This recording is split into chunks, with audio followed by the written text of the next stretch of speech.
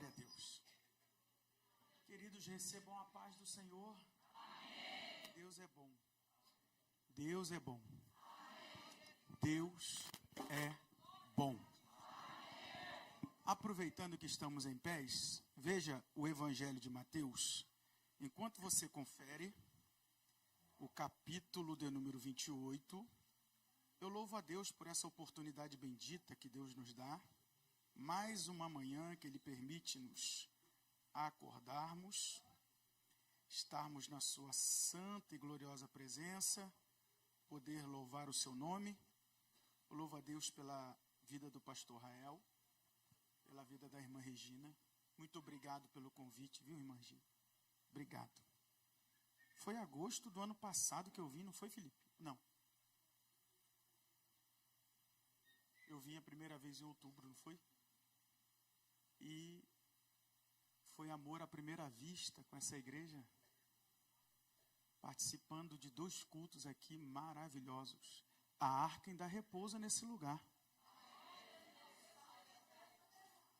Pastores, pregadores, cantores que estão aqui, que viajam e que vão de evento em evento, igrejas em igrejas, sabem o que eu estou falando. O quanto que em alguns lugares só achamos o entretenimento. E aqui encontramos um culto ao Senhor, onde Deus se revela. Deus abençoe a irmã Regina. Deus abençoe as coordenadoras, as líderes. Estão lindas, bonitas. Como é que fala essa cor aí? É um tom pastel? É um tom rosé pastel. Não é isso? Não é? A palheta, né? Não entendo nada, que eu já tive loja de roupa, então... Obreiros, companheiros, Deus abençoe grandemente. Igreja do Senhor, você que veio, Deus tem uma palavra para os nossos corações. Felipe, obrigado, tá? Você e sua esposa são amigos, companheiros. Veja, irmãos, Mateus capítulo de número 28. Eu quero ler a partir do verso de número 1 em diante.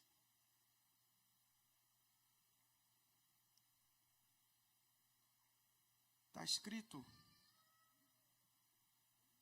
no fim do sábado, quando já despontava o primeiro dia da semana, Maria Madalena e a outra Maria foram ver o sepulcro. E eis que houver um grande terremoto, porque um anjo do Senhor, descendo do céu, chegou, removendo a pedra, e sentou-se sobre ela. E seu aspecto era como um relâmpago, seu vestido branco como a neve, e os guardas, com medo dele, ficaram muito assombrados e como mortos. Mas o anjo, respondendo, disse às mulheres: não tenhais medo, pois eu sei a quem buscais. A Jesus, que foi crucificado. Ele não está aqui porque já ressuscitou, como havia dito. Amém? Amém. Obrigado pela gentileza, podeis assentar. Glória a Deus. Glória a Deus. Amadas irmãs, queridos obreiros, igreja, nós estamos olhando um texto que contribui, formata e modela o ministério feminino na Bíblia. Ministério feminino que é tão discutido ainda para algumas culturas e mentalidades. Aqui dentro do Brasil temos muitos desafios, embora alguns insistem em não evidenciar, porque validar já está validado pela palavra.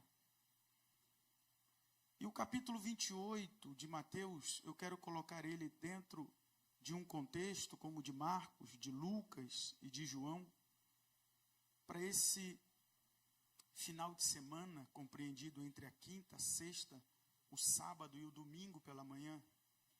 E como diz o verso 1, no fim do sábado e já no início do primeiro dia da semana, estamos olhando a Maria Madalena e a outra Maria indo ver o sepulcro. E desta feita, o Cristo crucificado e colocado no túmulo e uma pedra rolada para frente da sepultura, constrói esse cenário na mente das mulheres. E, lógico, claro, o que nos chama a atenção é elas observando tudo isso. E no primeiro dia pela manhã, como era costume cultural das judias, irem ao sepulcro. Então nós temos algumas verdades que aparecem e evidenciam o ministério feminino, dos quais eu gostaria de separar e de compartilhar com as irmãs sobre a perspectiva bem espiritual essa noite, deixando um pouco as questões literárias e teológicas sobre o que a gente poderia falar. Mas a verdade é que a igreja é composta por esses 3, algumas pessoas pensam até em 4 ministérios divididos, a saber, o ministério dos jovens, o ministério masculino, feminino, e alguns colocam o ministério dos anciões como o ministério da experiência, do conselho, o ministério jovem como o ministério da força, apontando sempre para o futuro, o ministério dos homens sempre apontando para a autoridade eclesiástica, o governo, para o poder constituído, e o ministério feminino apontando sempre para o ministério do serviço espiritual, do sobrenatural. Esse ministério que, por mais que a gente insista em enxergar ele frágil, ele é sem dúvida nenhuma, como diz a Bíblia, retirado da medula de Adão, dos ossos, forte, porque é a base tanto da criança quanto do homem. Elas caminham em direção ao sepulcro com uma pergunta, e essa pergunta é que me chamou a atenção. Essa pergunta está em Marcos, capítulo 16, a partir do verso 2, porque quando a Maria e a Madalena estão caminhando, elas têm uma dúvida, e essa dúvida não é só da Maria e da Madalena, é uma dúvida de todos nós, quando pensamos em chamada, propósito, ministério. Porque elas se questionam dizendo: quem nos removerá a pedra do sepulcro? Elas sabiam que não teriam homens lá. Elas sabiam da dificuldade por conta da guarda romana que se posicionou na frente do sepulcro. E elas estão caminhando com todo o embalsamento e as especiarias. Elas traçaram uma rota, uma trajetória e foram. Para algumas pessoas isso aqui já era o bastante ou o suficiente para não ir, para ficar parados, questionando ou dando desculpa, dizendo: se não tivesse a guarda romana lá, eu até que eu iria. Se não tivessem colocado uma pedra muito grande, eu até que eu iria. Essas desculpas e questionamentos que surgem em nós, quando temos uma chamada, um ministério, uma obra para fazer, porque nós somos bons em dar desculpas. Pode ser que nem todas, ou nem todos aqui que estejam me ouvindo, estejam nesse momento, nessa fase de dar desculpas. Mas a verdade é que elas estão indo, se questionando, e em nenhum momento elas desistiram de ir ou pensaram em não fazer. eu gostaria de abrir essa noite profética com uma pergunta. Na verdade, eu não vou nem fazer a pergunta, eu vou fazer a afirmação. É que quando eu vejo elas indo em direção ao sepulcro, preparadas para realizar aquilo pelo qual foram chamadas para realizar, e com uma pedra enorme na frente, e elas não sabendo e não tendo força para remover a pedra, porque se elas tivessem força para remover, elas não perguntariam, se questionariam, quem nos removerá? Olhando esse cenário, então eu quero fazer uma afirmação. Guarde no seu coração isso de uma vez por todas. Deus te chamou para você fazer e não para você resolver. Tem horas na nossa vida que a gente tenta tomar o lugar de Deus, querendo resolver aquilo que não é para nós resolvermos. E aí nós empacamos, paramos, travamos. Você tem que colocar no seu coração que Deus te chamou para fazer. O resolver é com Ele. E olha como que você entende isso aqui de forma instintiva, mas às vezes de forma cognitiva, isso aqui é uma verdade. Porque você sabe que só Deus pode fazer certas coisas. Na mão dele está a chave para abrir o que está trancado. Só Deus pode te indicar, te apresentar. Só Deus pode mudar diagnósticos. Só Deus, em certas circunstâncias, tira o papel que está lá embaixo e coloca o papel em cima. Só que nós, às vezes, estamos pensando que, se tivesse mais fácil, se fosse mais facilitado, se eu conhecesse alguém, se me pusesse diante de um vereador, de um deputado, se alguém me apresentasse alguém influente, se alguém falasse o meu nome, se alguém me apresentasse, se eu tivesse um plano de saúde, se eu tivesse dinheiro, se eu tivesse, eu iria. Se não tivesse a pedra, nós iríamos. Se não tivesse a guarda romana, nós iríamos. As mulheres foram sem pensar em resolver. Elas foram fazer. E quando você toma postura para fazer, aquele que pode resolver, oh Deus, eu preciso falar isso para as irmãs e mostrar isso na minha vida prática, porque senão parece apenas um discurso teórico. Não que a teoria não valha, porque ela tem poder, é a palavra, mas deixa eu lhe falar sobre eu estar no culto de ensino, lá na sede do Brás, e meu irmão me mandou uma mensagem do Rio de Janeiro, da região dos Lagos, 620 quilômetros da porta da igreja do Brás até a porta da casa do meu irmão. Meu irmão disse: aonde você está? Vem agora, corre. Eu peguei a minha mãe desmaiada dentro do banheiro, com hemorragia, saindo do reto. O banheiro está lavado de sangue. Não vou te mandar foto, porque eu sei que você vai vir dirigindo. Minha mãe está morta aqui no sofá da sala. Vem. Eu disse para ele: eu não posso ir agora. Não porque eu não podia me desprender, mas é porque eu ainda tinha um compromisso inadiável. E eu disse: chama o SAMU. Meu irmão pegou minha mãe pelo colo, vazando sangue por conta de um câncer no intestino gravíssimo. Na manhã do outro dia, eu cheguei sem dormir, porque eu dirigi a madrugada. Minha mãe estava no UPA. Meu irmão olhou para mim e disse assim: olha, o que a gente vai fazer?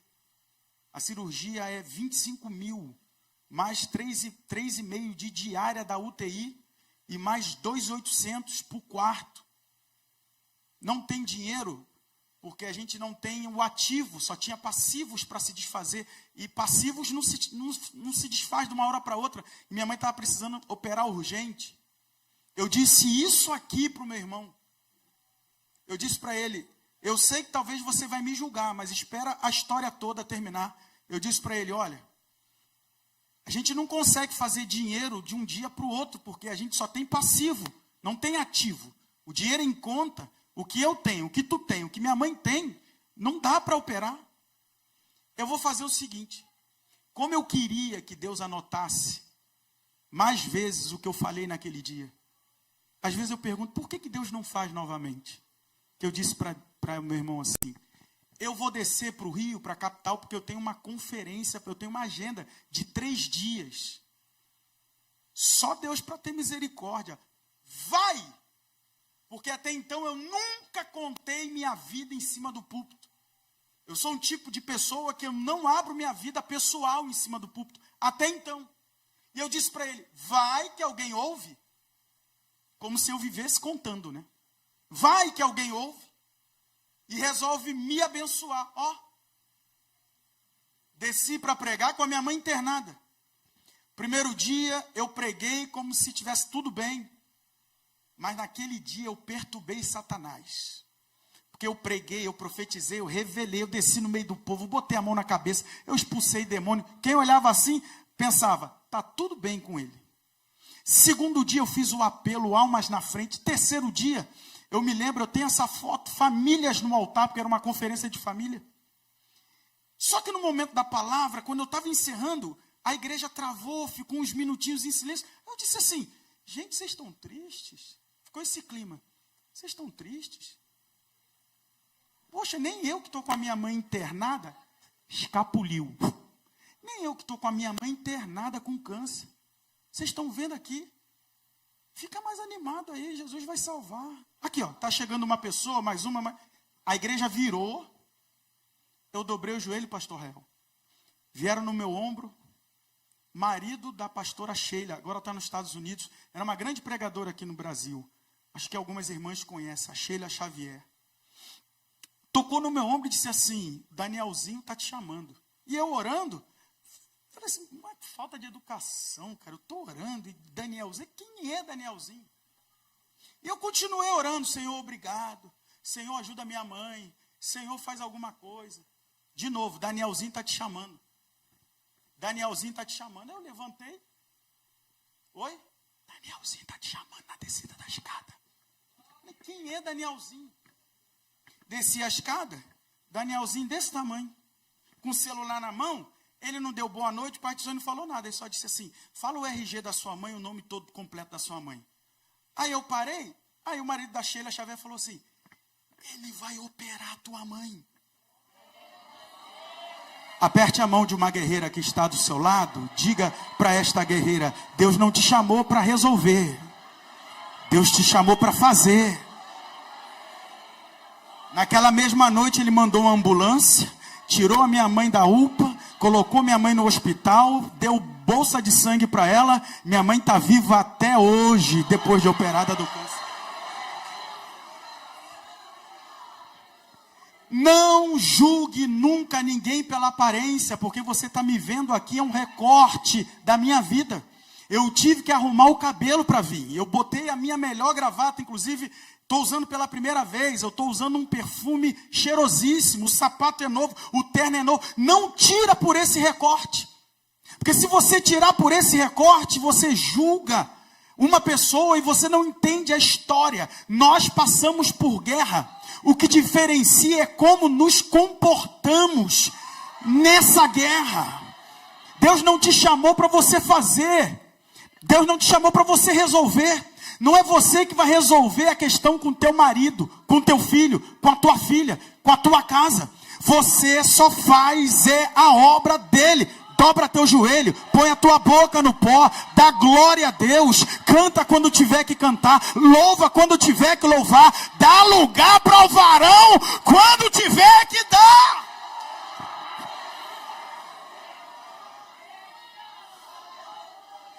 As mulheres foram, e eu quero trazer um outro pensamento, eu queria que você tomasse isso como uma profecia.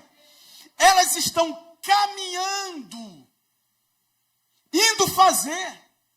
Elas não sabiam que o problema do sábado, que elas estavam trazendo para o domingo, já tinha sido resolvido no sábado.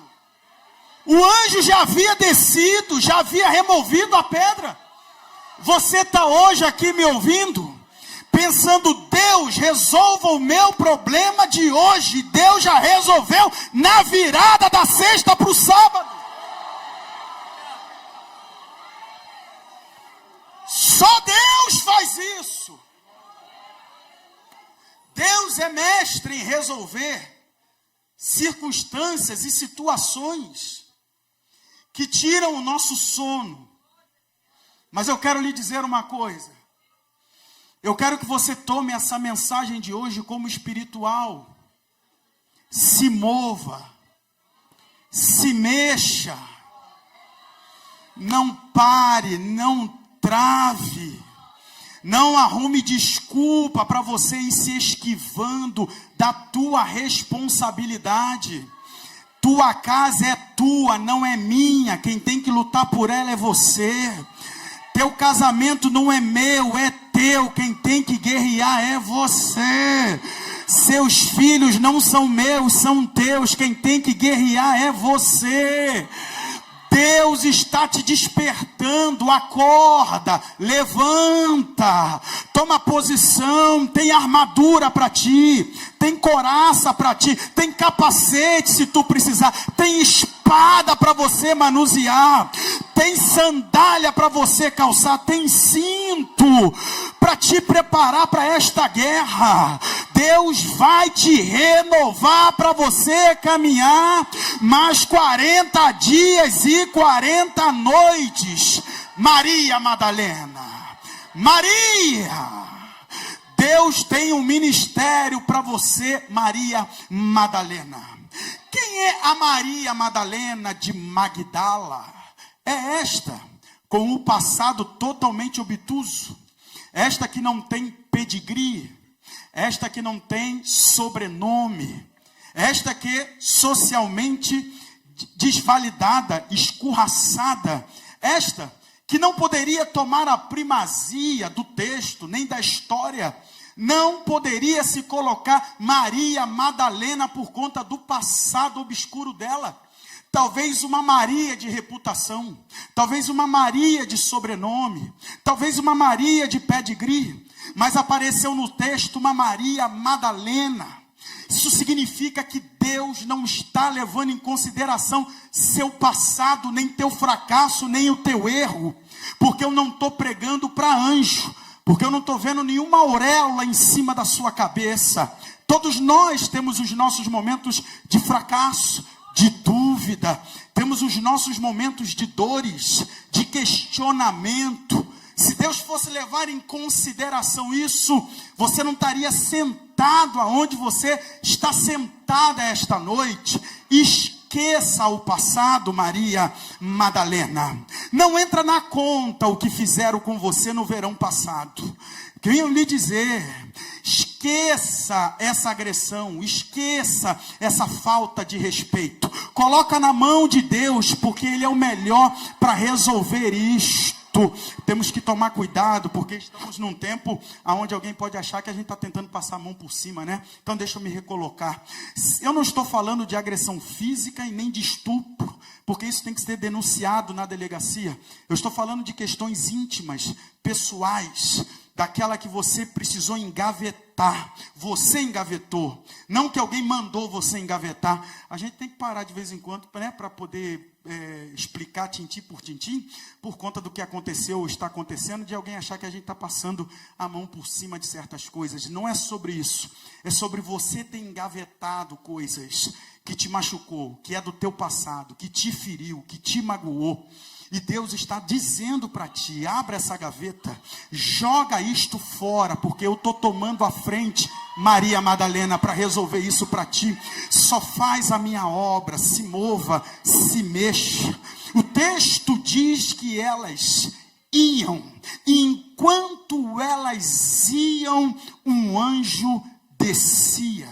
Se elas não fossem, o anjo não descia. Quem pode entender esse mistério? Tem coisas no mundo espiritual que só se move se você se move. Vou falar novamente. Tem coisas no mundo espiritual que só se move se você se move. Está explicado porque o diabo quer ver você travado, quer ver você parado. Está explicado porque o inimigo luta para te bloquear, para te deprimir, para te diminuir. Ele sabe que tem uma força ativa, que quando você se move aqui, algo move lá. Enquanto elas iam, o anjo descia. Enquanto elas iam, o céu se movia. Enquanto elas se movem, o céu se move. Enquanto elas se movem, o sobrenatural se move. O sobrenatural não cessou. O sobrenatural não parou, irmã. O sobrenatural não se extinguiu. Fomos nós que paramos de nos mover no sobrenatural. Fomos nós que começamos a ficar muito naturais. Nossa mente natural, nossa visão natural, nossa forma de adorar natural. Nosso culto se tornou natural. Não se deixe levar pela minha cara, nem pelo meu cabelo. Eu sou fruto de ciclo de oração pela manhã.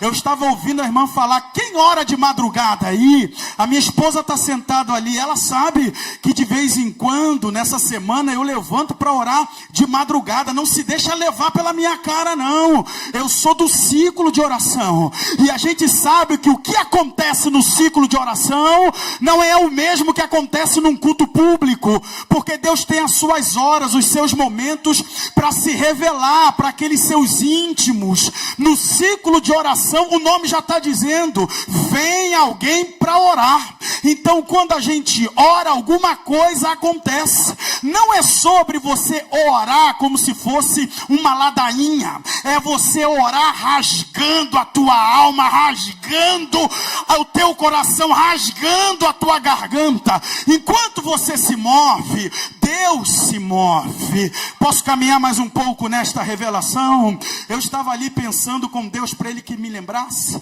e era por volta dos 6, 7 anos.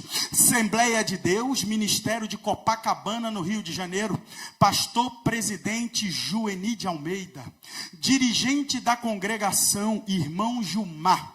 Aonde a minha mãe aceitou Jesus, tinha um tal de reunião de vasos. Que pena que batalharam tanto para acabar com essas coisas. Reunião de vaso à tarde na casa do irmão Gilmar. E aí minha mãe sempre ia nessa oração.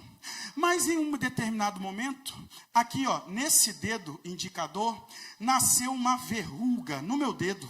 6, 7, 8 anos. Gigantesca. E minha mãe tratou com nitrogênio, que serve para queimar a pele. E não adiantou. O dedo ficava pesado e doía.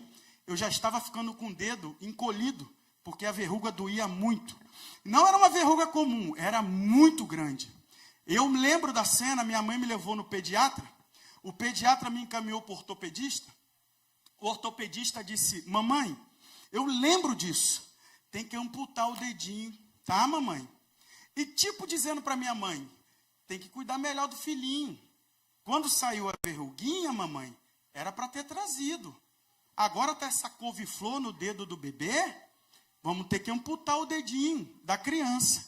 Minha mãe, eu lembro, minha mãe disse assim, primeiro eu vou agora pedir consulta ao médico dos médicos, tá bom? Pegou o papel da mão dele e foi direto para a reunião do irmão Gilmar. Eu, meu irmão e minha mãe. Rio de Janeiro. 49 graus à sombra. Casa do irmão Gilmar não tinha cobertura, o sol batendo a pino. Entramos. Criança não ora, irmão. Quem ora é adulto. Então, a mamãe pegou uma revista, deu na mão da gente, e muito prudente, disse, agora que a gente vai orar, ninguém brincando lá no quintal. Porque, enquanto eles estavam conversando, a gente ia para o quintal da igreja, entrava na igreja, batia a bateria, pegava o microfone, fingia que estava pregando. Mas quando ia orar, a gente ficava na sala, no meio do ciclo da oração. Aí abriram uma revista, eu me lembro como se fosse hoje. Eu, Leidson, Daniele e meu irmão Diego. Leidson e Daniele, os filhos do irmão Gilmar. Sentados no meio assim, aí eles davam a mão, começavam a orar, e a gente, criança, quer saber de oração? A gente quer ver a revista. E a gente ficava virando a folha da revista, e aí aparecia carro, casa, barco, homem, mulher, e aí a gente ficava apontando com o dedo. Esse sou eu, esse é meu, esse eu comprei, esse eu vendi. Ficava botando o dedo. Eu peguei o dedo da couve-flor, escondi aqui atrás das costas, peguei essa mão e fiquei com essa mão. Esse é meu, esse não é. E eles orando. Eu esqueci. E como eu sou canhoto, eu vim com a mão aonde estava a couve-flor. A Daniele, coitada, tinha 4 anos, encostou. Ela não bateu, ela não puxou, ela só encostou.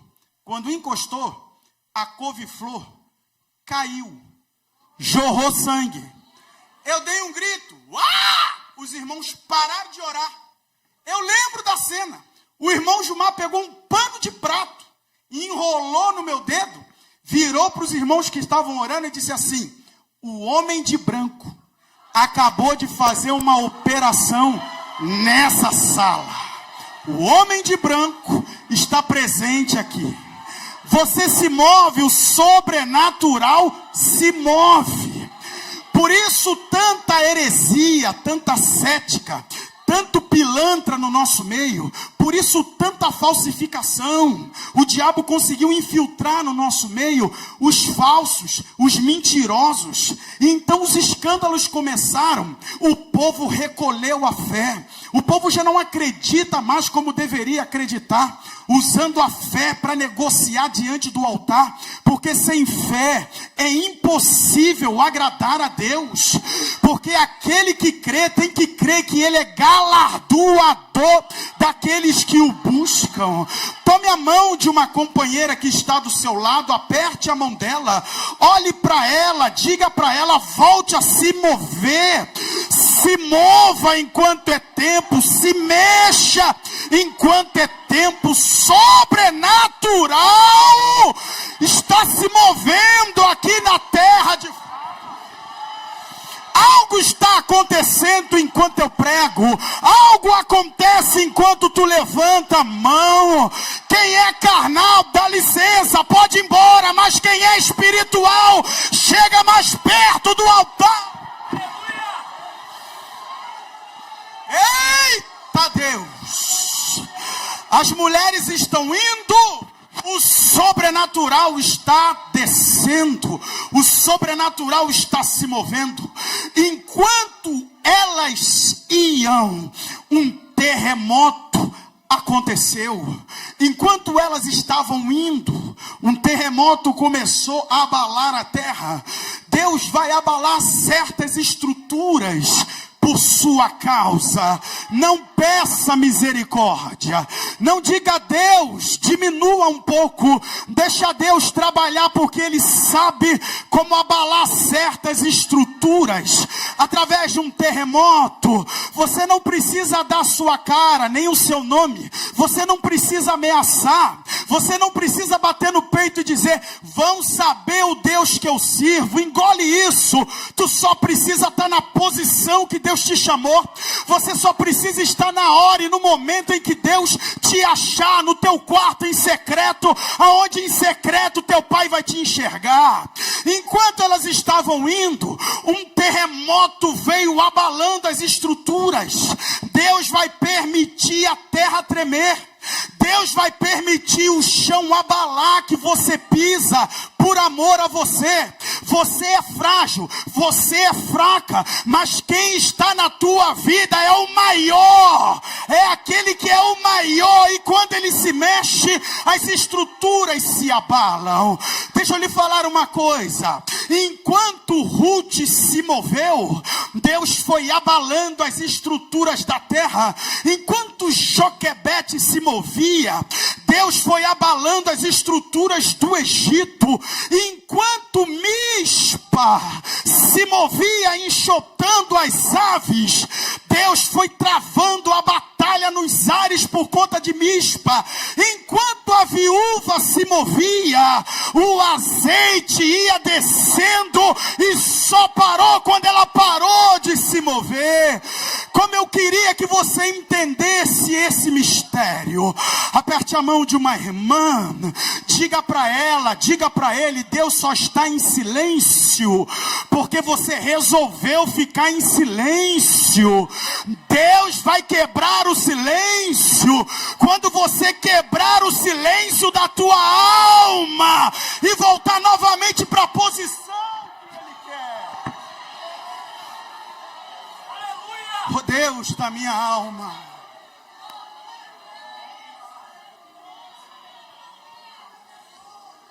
Assembleia de Deus da Marambaia, Campo do Pastor Libório, em Duque de Caxias, Rio de Janeiro. Congregação da Marambaia, na esquina da garagem da empresa de ônibus Regina. Eu tinha uns amigos que moravam ali próximo. Estava começando o meu ministério, 99, 2000. Começando o ministério, não, começando a caminhar. Tinha trocado as roupas de esporte fino por gravata. Tinha posto na cabeça que ia ser pastor, pregador. Para de graça, que vocês já passaram por isso também. E aí só andava de roupa social e de gravata. Parei o carro na porta da garagem da irmã Olga, porque estava escuro a garagem e os amigos moravam do lado. Na verdade, era sobrados que a irmã Olga construiu e ela vendeu os sobrados. Então, o pessoal morava do lado e eu parei na porta da garagem dela com a luz apagada. Foi instantâneo. Eu parei o carro, a luz acendeu. A porta da garagem da irmã Olga. Isso era sexta-feira, um sábado, não era nem domingo. Abriu. E nisso os irmãos estavam vindo. E a gente ali, eu entrando no carro, ela falou assim: olha, meu filho, eu também tenho agenda, hein? Estou indo para a igreja. Brincando. Aí eu fiz aquela cara de não entendi. Aí ela percebeu que eu não entendi. Ela disse assim: você não está sabendo? E eu fiquei com a cara igual vocês assim: hã? Mas o que tinha acontecido na vida dela foi algo tão estrondoso que ela achou que eu estava sabendo. Ela disse assim: agora eu virei pregador. Estou indo de igreja em igreja dar o testemunho. E eu com a cara de interrogação. Vocês não estão sabendo? Não. Deixa eu te falar o que aconteceu domingo agora. Eu estou agora indo de igreja em igreja dar o testemunho. Irmão Olga, o que aconteceu no nome de Jesus? Meu filho, você não sabe que os meus filhos não são da igreja. E eu oro tanto para eles se converter. Mas agora, domingo, nós estávamos na casa de uma das minhas filhas. E aí, todo mundo foi para lá almoçar. Falaram, hora do almoço. Sabe aquela coisa de estão tão à vontade e confortáveis que ninguém se atentou por 1 milímetro de segundo? Entraram, quando de repente, opa, tá faltando afogado na piscina. Mas questão de segundo. O garoto afogado na piscina, quando viram, já mergulharam, já tiraram respiração boca a boca, aquela loucura. Ela contando assim, ela disse que na hora, os filhos e as filhas e os genros, aquele alvoroço e uma confusão, toca, não toca, liga para a ambulância, olha, é homicídio, não é? Aquela confusão, botaram o garoto assim, na beira da piscina. Ela disse que ele estava todo roxinho já, respiração boca a boca, o garoto não voltou. Ela sentou na cadeira, perdeu as forças da perna, ela sentou na cadeira, ficou paralisada com a cena. E aí, a filha dela, depois que percebeu que nada aconteceu, tudo em questão de minutos, ela disse que não deu 2 minutos, A filha pegou a criança. Ao contrário do pessoal que não toca, não mexe, deixa. Ela pegou a criança, jogou no colo dela e disse assim: você não fala que o seu Deus ressuscita? Ora agora pelo teu neto. Irmãos, agora é fácil de você ouvir isso. Na hora, ela disse que por alguns segundos, a boca dela trancou, ela não sabia o que fazer. A criança no colo dela.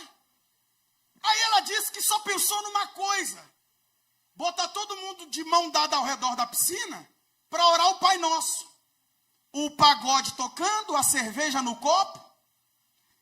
Uns com um copo de cerveja na mão, deram a mão, Pai Nosso que estás no céu, começaram a orar o Pai Nosso.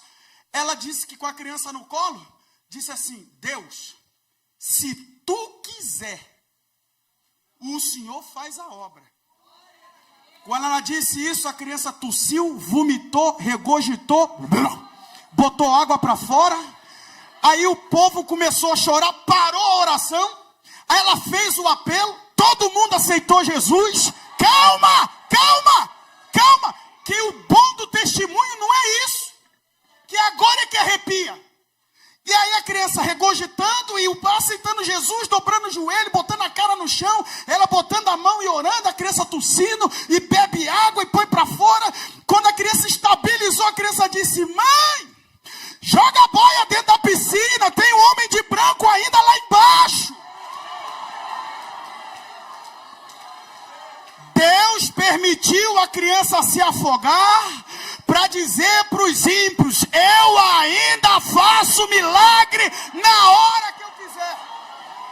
Aleluia! Você não quer passar por uma experiência dessa. Eu não quero passar por uma experiência dessa. Mas saiba de uma coisa: teu Deus é capaz de abalar as estruturas. Quem está comigo nessa palavra? Senhores obreiros do altar, me acompanhem a partir de agora, porque Deus está abalando as estruturas do judiciário brasileiro. Deus vai abalar as estruturas do INSS. Deus não vai tolerar essa injustiça. Deus está abalando as estruturas nessa terra por conta de alguém que ora, que geme, que chora, por conta de um pequeno, de uma pequenina. Deus é capaz de abalar as estruturas, de mexer nas leis por conta de alguém que está caminhando e chorando, chorando, caminhando, caminhando e chorando, chorando e caminhando. Pode falar o que for lá fora, podem bater na igreja, bater na pregação, bater na Bíblia, mas Deus continua o mesmo ontem, hoje e eternamente. Oh, pleura de plácia de aface de comerrésia, de mícia de comefá. Deus é capaz de mudar as estruturas por conta de alguém que chora, por conta de alguém que geme. Posso caminhar mais um pouco com as irmãs? Oh Deus, obrigado por essa noite. Eu estava em Duque de Caxias, Rio de Janeiro. Vou trazer alguém que apareceu no programa da CPAD. Essa pessoa deu entrevista no programa da CPAD, quando uma irmã de oração olhou para mim e disse assim: Leandro, estou precisando da sua ajuda. Me ajuda, por favor. Você conhece o ciclo de oração? Eu estou numa situação horrível. Meu marido morreu, acidente de carro. Você ficou sabendo? Sim, fiquei. Era famoso lá em Caxias, vereador da cidade. Ele morreu.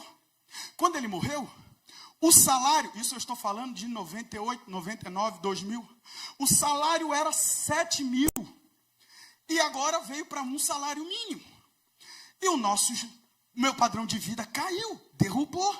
Como é que eu sustento 3 filhos, a casa, o carro, com isso? E Deus precisa me ajudar. Vamos orar, irmã. Vamos para o ciclo de oração. Ia para o ciclo de oração, a irmã sentava. Quem estava pregando, dirigindo, ou quem vinha cantar, sempre assim. Ó, irmã, levanta a mão, Deus vai te abençoar, tá? Deus vai te dar vitória. Ia de ciclo de oração para outro. Essa irmã que está aqui, ó, levanta a mão, Deus vai te dar vitória. Quando não sentava aqui na frente, essa irmã que está aqui na frente, ó, Deus vai dar vitória. 6 meses, aonde ela ia comigo, Deus vai dar vitória, Deus vai dar vitória, Deus vai dar vitória, Deus vai dar vitória, Deus vai dar vitória. Só que tem hora que a gente cansa de tanto ouvir Deus vai dar vitória. Aí Deus mudou o discurso. Deus usava a pessoa assim, aquela causa, ele vai dar vitória. Mais 6 meses, aquela causa, ele vai dar vitória. Mas, enquanto ele está dizendo que vai dar vitória, ela, e eu acompanhei alguns casos, inclusive quando o deputado federal veio para um showmício, amigo do marido dela, fomos na beira do palanque, ele olhou, disse assim, ô Lourdes, que bom ver você, estou triste que aconteceu com seu marido. Ah, doutor Heleno, ajuda a gente, foi tirada a minha pensão. Aí ele pegou o processo, não, pensão do Melquim, não, deixa comigo, eu vou para Brasília, isso aí em 2 meses eu resolvo. Deus não mandou tu se meter. Tempo passou, nada de resolver, nada. Aí alguém disse assim, na prefeitura, olha, é lei do município, não tem direito, está na lei do município, não tem? Ciclo de oração em Duque de Caxias, quem estava no ciclo de oração? Missionário Glaucio. Sabe quem é? Vulgo Chapolin, quando do mundo do crime. Esse missionário, que era do crime, muito usado na mão de Deus, estava no ciclo de oração. Eu chamei ele e disse assim, ô Glaucio, ora por ela ali, porque a gente está com uma batalha. Quem é o Glaucio? Ele apareceu no programa da CPAD, quando o avião da Air France caiu. Quem lembra do avião? Ele é missionário na Europa. Ele foi para o Galeão, na hora de embarcar, Deus falou para ele, volta. O avião caiu. Ele apareceu no programa da CPAD, quando a esposa do irmão Ronaldo entrevistava. Vocês lembram? E ele com o bilhete na mão, contando testemunho, um milagre. Esse é o missionário Glaucio. E está na Itália ainda, até hoje. Na hora que ele botou a mão nela, ele disse assim, mulher, aquieta. Esse processo tu já ganhou. Eu quase fui no ouvido dele e falei, profetiza outra coisa.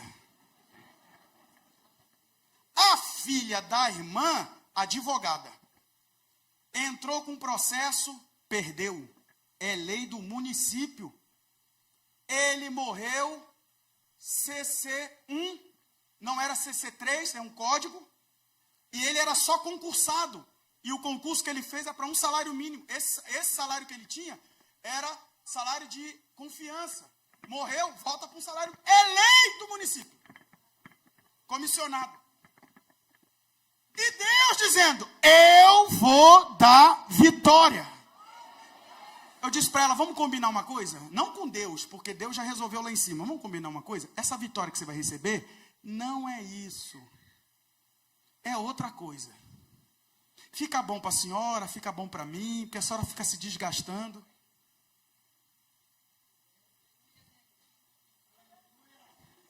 Pode falar o nome, né? Pode, porque saiu no Diário Oficial. O prefeito Zito ganhou.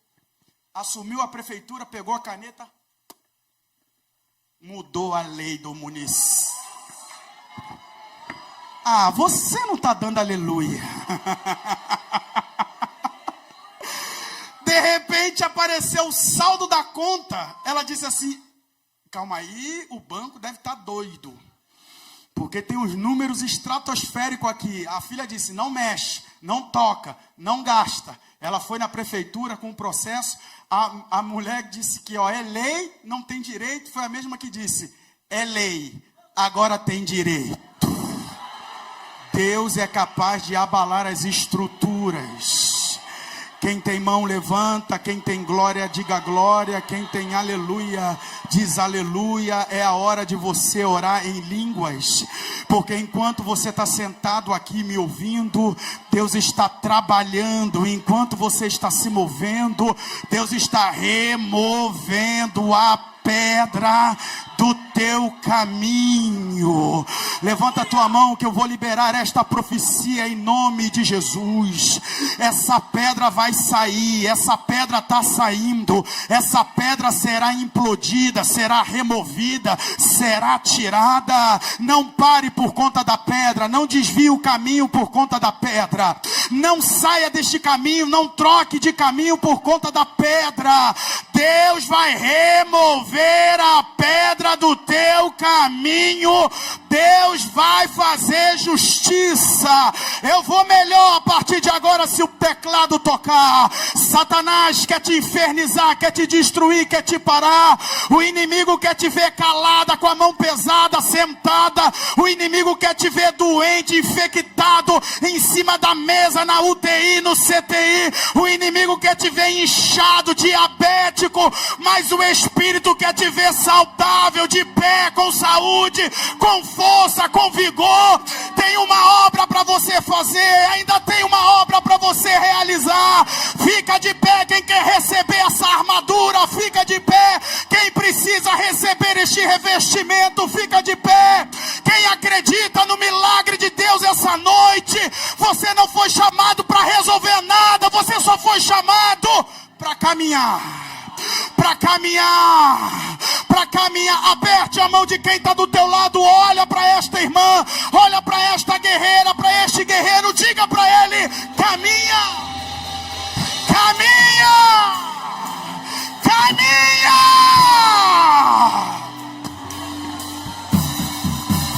Ei, calabácia, ei, calamanta. Quem tem fôlego para orar comigo ainda? Quem não está preso no horário do relógio? Quem ainda tem força para dar lugar para o Espírito Santo de Deus? Quem sabe hoje é a salvação da tua casa, é a salvação da tua família. Enche o teu vaso de azeite agora, irmã.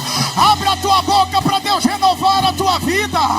As cadeias estão caindo por terra, o terremoto está abalando a terra. Ainda tem um povo que anda, um povo que marcha, um povo que caminha, um povo que acredita. Enquanto elas iam, Deus foi tremendo.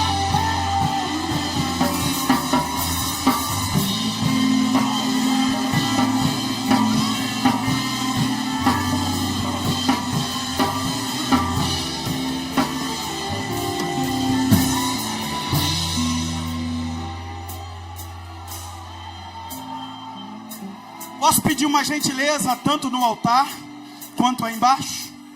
Dê as mãos, todos. Por gentileza.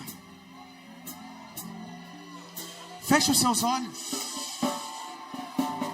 Quem tem, tem. Quem não tem, vai receber. Quem tem, tem. Quem não tem, vai receber. Quem tem, tem. Quem não tem, vai receber. Me dá licença você que não crê. Me dá licença você que não acredita. Me dá licença você que não quer e não gosta mais do sobrenatural. Faça silêncio, porque os adoradores extravagantes estão na terra. Faça silêncio para a gente ouvir os adoradores extravagantes. Faça um silêncio para o teclado adorar a Deus agora. Faça silêncio para a bateria adorar a Deus agora. Faça silêncio para os trompetes e os saques adorar a Deus agora. Faça silêncio para os adoradores extravagantes receber este azeite que desce, esse poder que transforma. Abre a tua boca, você que precisa do batismo com o Espírito Santo ser confirmado na tua vida. Olha Deus confirmando o batismo, olha Deus confirmando este dom. Cadê você, guerreira? Cadê aqui no altar os pastores, os pregadores e os obreiros? Olha a nuvem de Deus baixando na casa. Olha a nuvem de Deus chegando na terra de Fá, na terra de Mícia. Quem tem, abre a boca para transbordar. É a hora de passar de uma para outra, de outra para um, de uma para outra, de outra para um, de uma para outra, de outra para um, ao rio cujas correntes alegram a cidade de Deus, a morada do santuário do Altíssimo. no meio